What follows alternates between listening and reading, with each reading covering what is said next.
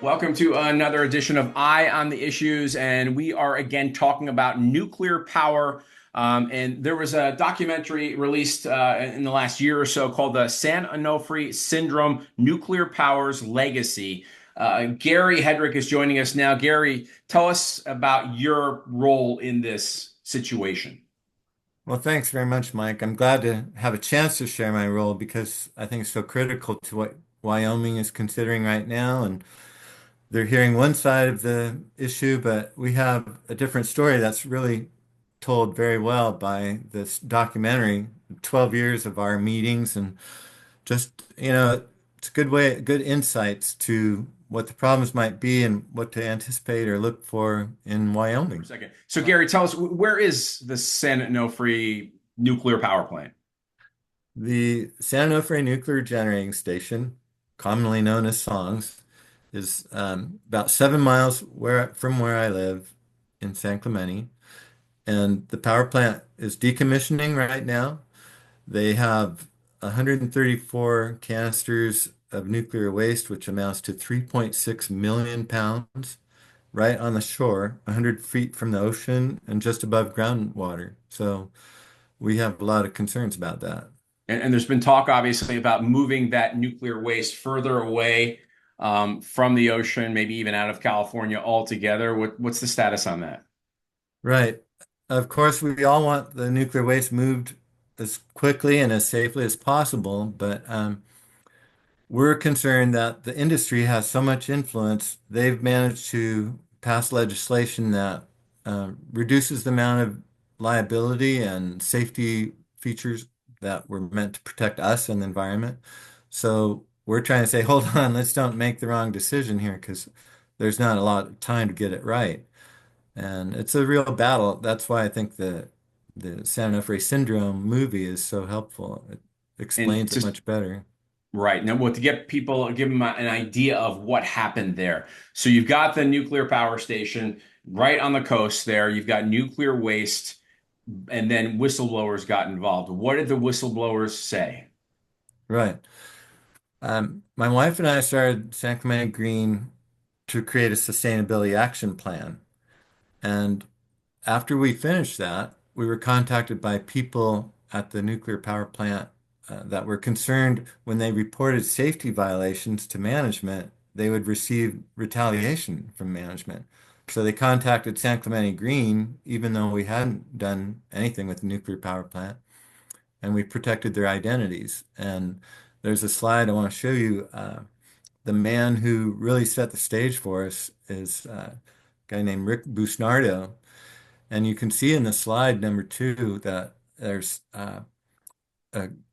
panels of SCE employees, management, and the NRC, Nuclear Regulatory Commission regulators. And he's standing there telling them the problem, that he's a manager. People are concerned about reporting safety violations, and he thinks that's like a problem that needs to be solved right now. And he lost his job because of this. So I had written an article about him because I had been writing articles regularly in the local paper.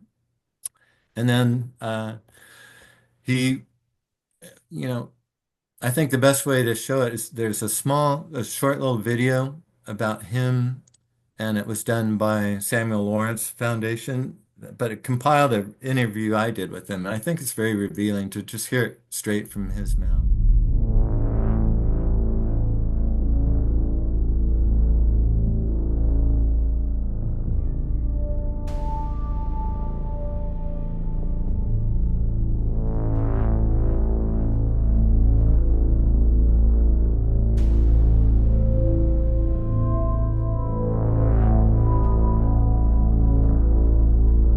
Couldn't keep doing refueling and taking 90 fuel bundles and put them in the fuel pool. There was no place to put them. They had to go into canisters. But the canisters, you got to remember, have 3 circumferential welds that goes all the way around the canister, and 2 longitudinal welds. In other words, a plate that's rolled, an 8-foot plate, and we weld it longitudinally, and then we round it up. We put the two together, and then we do a circumferential weld, another circumferential weld for the cap on top, and another one. So you got, geez, I don't know how many feet of weld that is, but it's a lot of weld. Yeah. Just so we understand what attacks metal. There's electrolysis, that's dissimilar metals. Take two pieces of metal and weld them together. One that's less noble and one that's more noble, one is going to plate the other, especially in a chlorine environment. Okay? Then there's what's called crevice corrosion. Crevice corrosion is probably your biggest enemy. The reason for that is it's called crevice corrosion. The chlorine, it starts eating the metal, especially in a saltwater chlorine environment. And now you got ambient air that's maybe it's 40 degrees one day, maybe it's 100 degrees the next, and what happens is that metal keeps stretching. So you get what's called torsional stress. Torsional stress is like the coat hanger. Keep bending it back and forth, eventually breaks. You know, now that canister is under a lot of pressure with 300 degrees. In the loading process, there is a very large risk that those canisters were scratched as they slid down into their storage silo.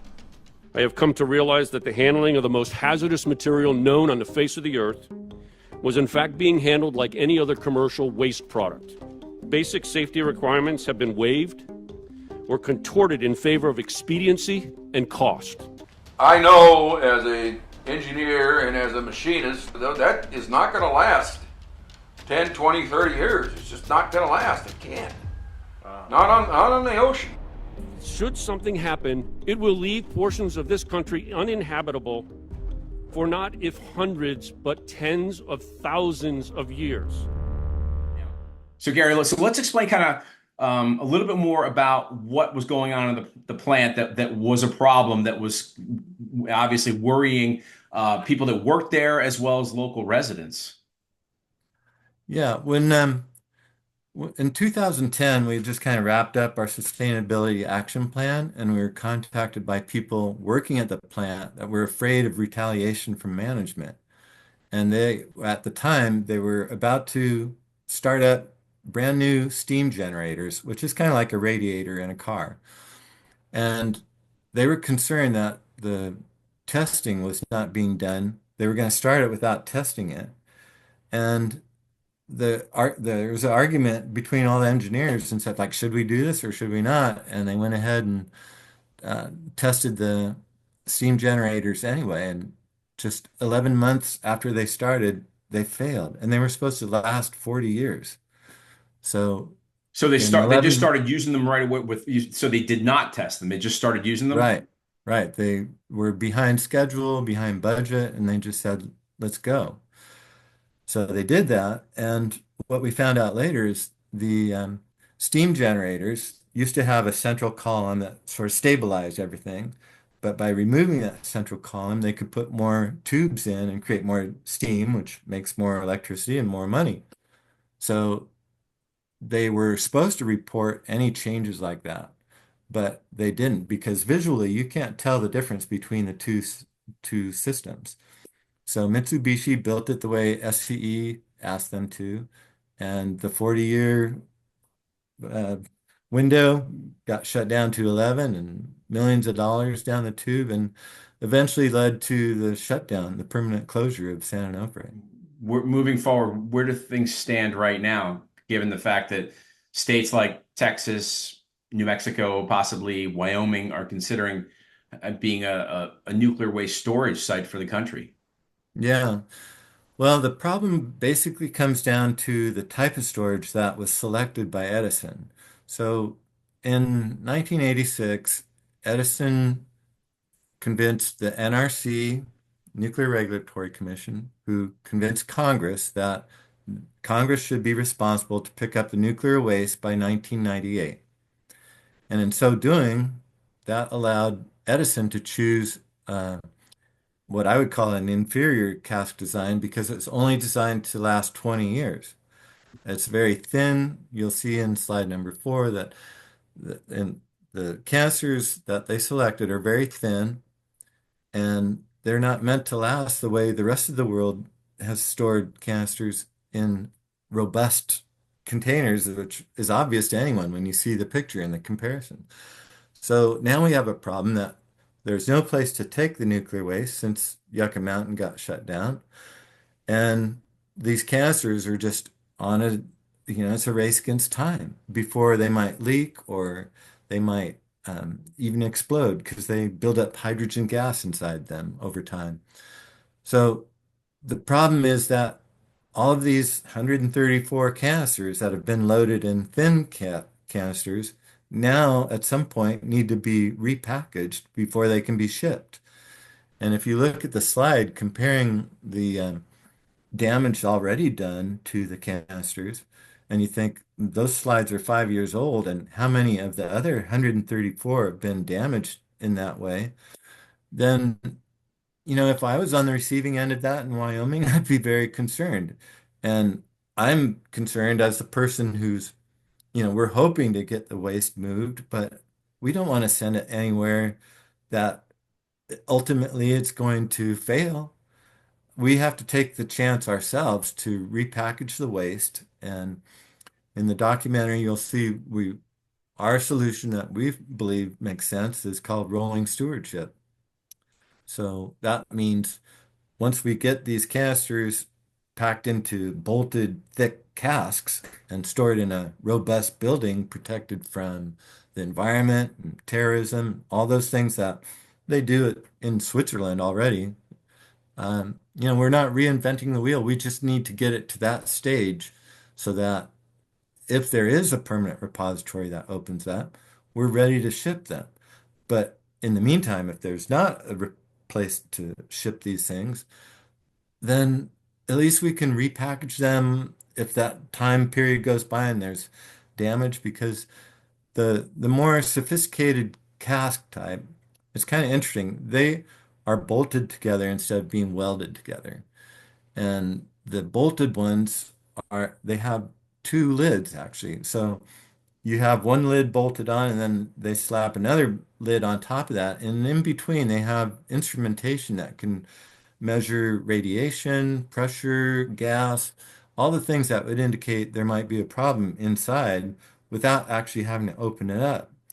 Compared to a welded canister, they don't know how they would unweld it, and they would have to retrieve.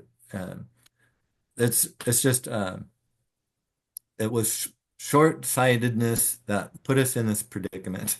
That's the best I can say. And the canisters that are being used now are inferior, and they're causing us to slow down the whole process of removing these from where they are next to 8.5 million people. Sure. Now, so if you had to share a message, if you will, to the people of Wyoming, what would it be about them considering, and the lawmakers in Wyoming, them considering being a repository or a storage location for nuclear waste? What would you say would be the three most important things they should look at? If I was in Wyoming and considering having nuclear waste stored anywhere in Wyoming, I would want to know what is the real condition of the canisters that are being shipped. Are they going to be inspected? Are they going to be certified for transportation? And is it going to be safe once they do get transported to Wyoming? How long will it be before those canisters that were for temporary use, when will they fail? So unless we do go through the process of reloading thin canisters into thick, bolted casks, then I would not receive that waste from anyone anytime before that, because it's just too dangerous. These canisters, they'll have to be transported by railroad. They have a long ways to go. They could get damaged in the process, and then where are you going to put them? We don't even have a way to solve a problem if there is a problem with the canister leaking or showing signs of problems. And there's these steps we have to take that are like already being done in Switzerland. There's a place called Zwillig, and it's a beautiful example. We don't have to reinvent the wheel, but I would say until that's been done, I wouldn't have it send it to Wyoming, New Mexico, Texas, or anyone that's considering consolidated interim storage. it's really not a long-term solution. And I would be very wary of the industry making promises that are half-truth, but in the long run, it's going to lead to a very serious problem because we have 3.6 million pounds at San Onofre, but there's 74 other locations in the country that have the same problem and the same type of canisters. So what happens when even one of these starts to fail? Mhm. We wouldn't send that anywhere. We would rather keep the problem here, try to resolve the issue with canisters and casks, and make them safe for transport before they go anywhere. So let's say, for example, the experts do figure out how to repackage those caskets, if you will, canisters with the bolts, so that there's that sensor in the layer between. Um, and at that point, would you feel like, okay, fine, they kind of got their act together, they know what they're doing, and a nuclear waste storage location is not a huge risk, or do you think it's always a huge risk? I think that as a person living near the site where the waste would be stored until there's a permanent site, if they put those in thick casks, I'm good with that. If they could stay here for 100 or 300 years because they could be unbolted and reloaded if there's a problem. You know, it would not make me feel comfortable if they just leave them there and we find out there is no permanent solution and then they start cracking or exploding.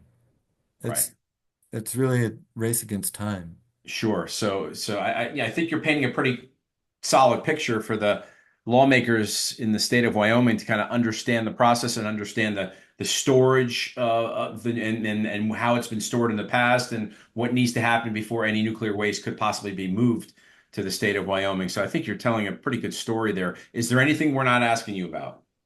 Well, there's current legislation being proposed, and it's not legislation yet. It's a bill that we responded to uh, in slide um, 9. If you look at slide 9, you'll see there's the Nuclear Waste Administration Act of 2024. And it's positioned as a solution to the ongoing challenges of nuclear waste management. However, it falls short of addressing the critical safety, environmental, and public interest concerns while significantly benefiting the nuclear industry and at the expense of taxpayers and public safety. So we have a list. Anyone's welcome to look at what our specific concerns are. And we've been told that those will be considered before the legislation moves forward and amendments can be made. But it's an indicator of just how powerful the industry is to get what they want so that they can shift liability and responsibility to the taxpayers. And I'm sorry to say it just doesn't seem like they're that concerned about the safety or the environment. Mhm. And that's part of the legislation that I like is they want to take the responsibility out of the hands of the industry and create a whole new nuclear waste administration, which kind of makes sense. But the way they've designed it is the public would have no input basically, and they'd be able to do whatever they want. So Mhm. That's a if good we can point. make some changes and Mhm. we feel good about it, then we'll be encouraging other locations that are further away from populations and better geological sites. Then we can ship it. San Clemente Green meets every week with a national group of other nuclear sites that have the same problem. And this is a compilation of our comments all put together as a national statement. And I think that's pretty powerful. So I hope people will get a lot out of it and look know what to look for in the future when legislation comes their way. Sounds good. Well, Gary, thank you so much for sharing this with us. Thank you for your time. If people want to learn more about what's going on around the state of Wyoming, just go to wyliberty.org. Thanks again, Gary. You're welcome. And I do encourage everyone to see the movie, the entire movie. Once you see the trailer, it should get your appetite ready for a very interesting story. The difficulty with nuclear power is that it produces the worst industrial waste that has ever been produced by any industry on Earth. this stuff remains dangerous for literally millions of years. San Onofre has more complaints from employees than any other plant in the entire country. I started to question whether or not the individuals who are actually responsible for moving 2.6 million pounds of material were the right people to do what they're doing. We don't want this nuclear waste buried at the beach, just above the water level, 100 feet from the ocean. Who thought of this? This is crazy. Each canister contains more radiation than was released from Chernobyl. The atoms are unstable. They're like little time bombs. What are you going to do when one of these canisters fails? They don't want those questions. They can't handle those questions. We have to think of this as a permanent problem, a permanent legacy of the human race. We have to look after it. If these canisters age to the point where they begin to fail, they're going to fail everywhere.